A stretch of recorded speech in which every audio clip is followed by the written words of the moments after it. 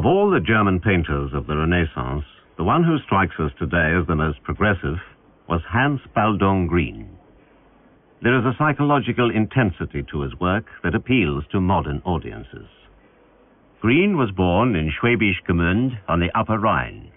He was apprenticed to Albrecht Dürer in Nuremberg, and in 1509 settled in Strasbourg, where he spent the rest of his highly successful career, passionately devoted to the new spirit of worldliness in the arts, a keen student of nature and the powers of magic.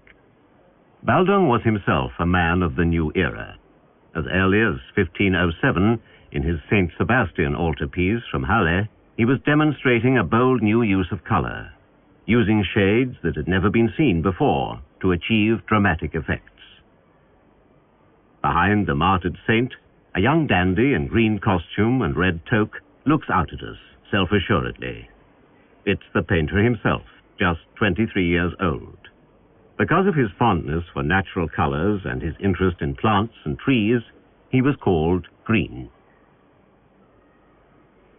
Baldung's large workshop had a vast output, not only stained glass and book illustrations, but also an enormous number of paintings, hundreds of which have survived, despite the iconoclastic purges of the Reformation. Baldung was particularly famous for his prints. Even Dürer took some with him to sell on his travels in the Netherlands. His drawings and his woodcuts reflect the new worldliness of the age of humanism, its newfound ease with the human body, its willingness to exalt the flesh. The Fall of Man from a woodcut of 1511.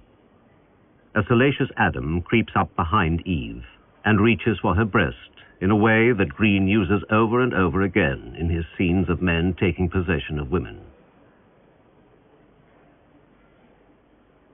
We see it again in The Ill-Matched Couple, the artist's first copper engraving.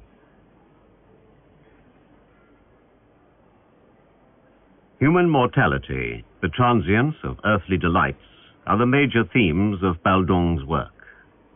The Dance of Death was a favorite subject in medieval wall paintings, pointing out the transience of life and exhorting spectators to look to the eternal salvation of their souls before it was too late.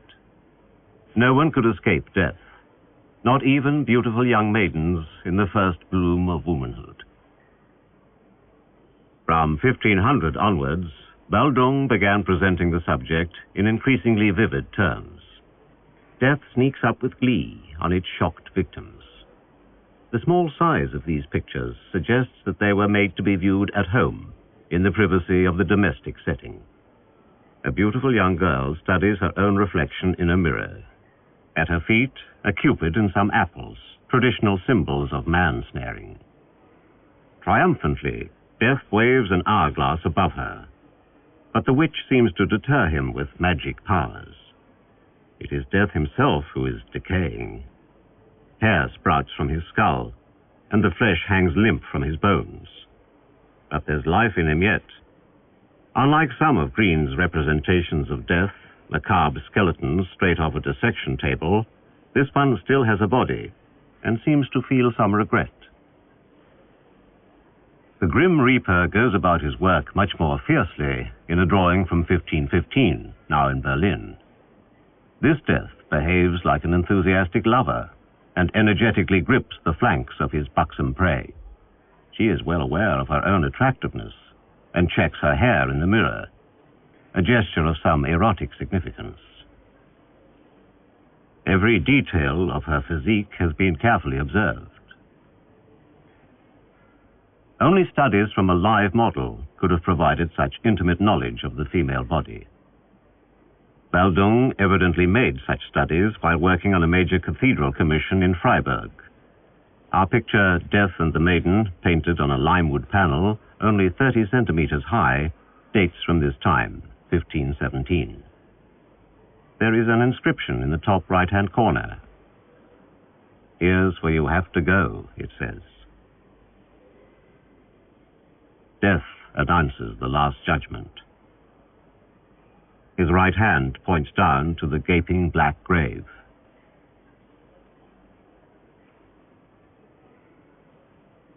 Although somber in coloring, Baldung's picture is typically intense.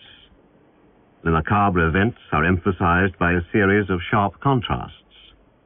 The pale, soft, fleshy maiden is grabbed from behind by the hard, dark silhouette of death.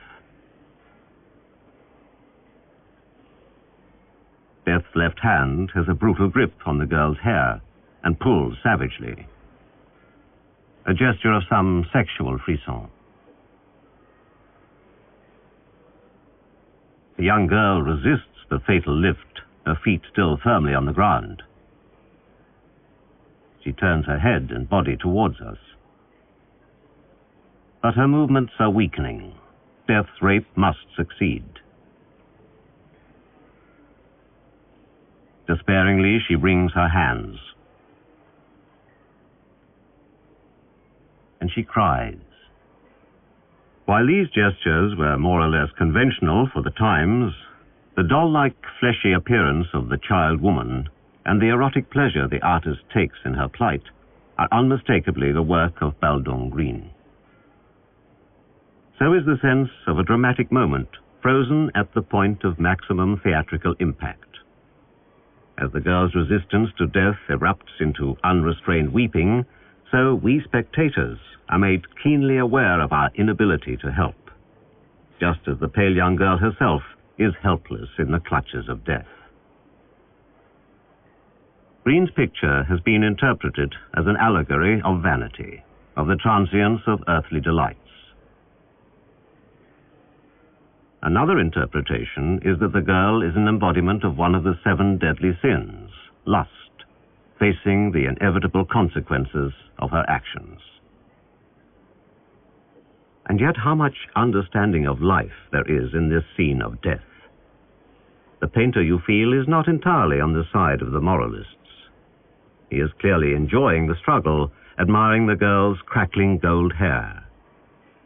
Death, although shabby, is a most energetic suitor, and hardly less seductive than the girl herself. The thin veil she wears succeeds only in emphasizing her vulnerable nakedness.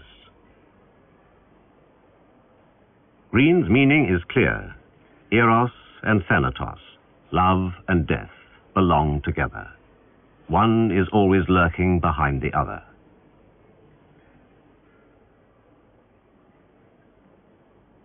The same association appears in an even more visually condensed form in a parallel work, Death and Woman, also painted in 1517, and now hanging next to our picture in the Kunstmuseum in Basel. But the struggle has intensified. Where Death's earlier victim has been a young girl, an innocent personification of the future, here we are experiencing a real drama of the flesh. This mature woman knows what she is about to lose. And once again, the painter enjoys suggesting certain ambiguities. Is she veiling or unveiling herself? Is she perhaps not swooning too keenly into Death's arms? Falling upon her, he overpowers his prey and keenly grasps her breasts and hair, but with curiously gentle fingers. Like a vampire, he bares his teeth, half biting, half kissing. The whole picture seems to be caught in a mighty hesitation between abhorring the horror and enjoying the desire. For Grien, love and death were bedmates. It seems as if this early German painter had some disturbingly advanced insights into our impulses.